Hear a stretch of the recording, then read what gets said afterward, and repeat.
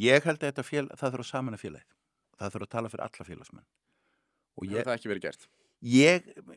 þegar stjórnin að skiptast á skeytum innri mál,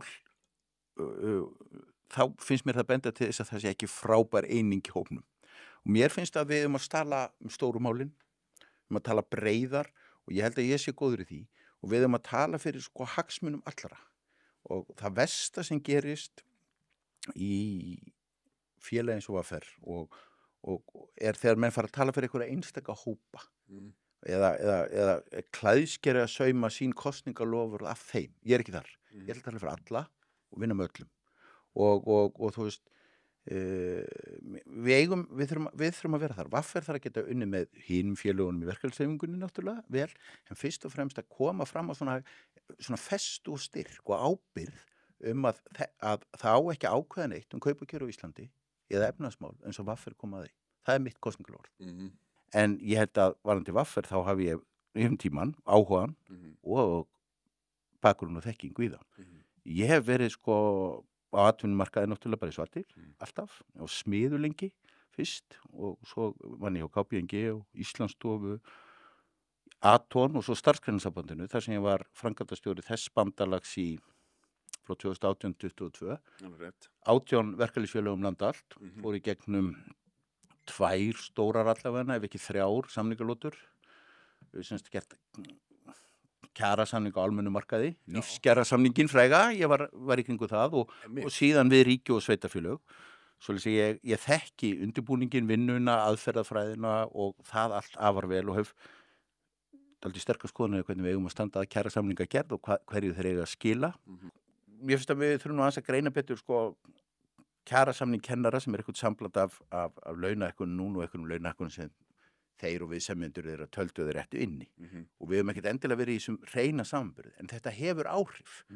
Þá eins gott að efnahagsástandi verði svolítið stabílt, stöðugt.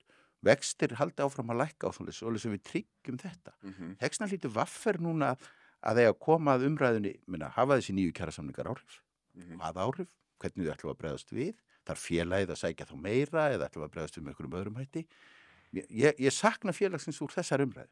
Aðeins að þú nefndir sjúkrasjóði, sá ég ekki einhvers staðar að það útstreymi úr sjúkrasjóðum verkalýðsfélaga hefur margfaldast á undanförnum bara nýliðnum árum. Já, og það eru andleg veikindi sem hafa aukist lang mest. Það er þetta kulnun sem mest talað það ekki? Nei, það er einhverju leyti kulnun og það er kvíði og svona ýmis áföll og þetta verður Hvað skýrir þetta? Þetta er eitthvað skrítið.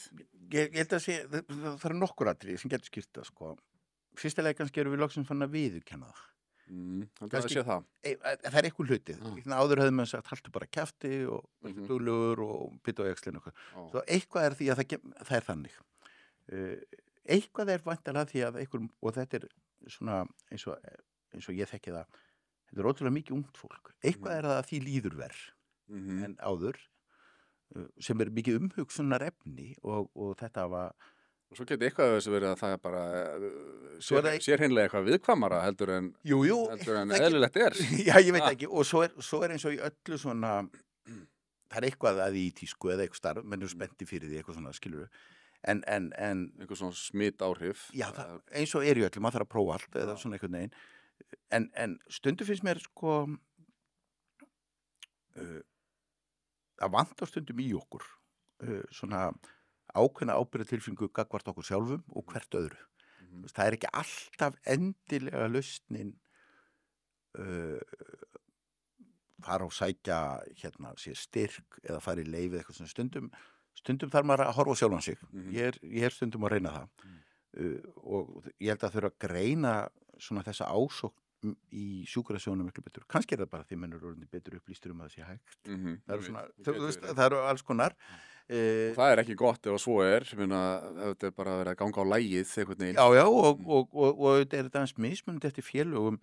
Það eru svona líkamlegar ástæður fyrir í sjúkrasjónum er meira í félögum þessu eflingu eða einingu eða þessum verkamannafélögum þar sem er vinna erfiðari líkamleg störf, menn þú sér kannski meiri ásókn á þessu sviði hjá fólki sem vinnur skrifstofustarf, skilur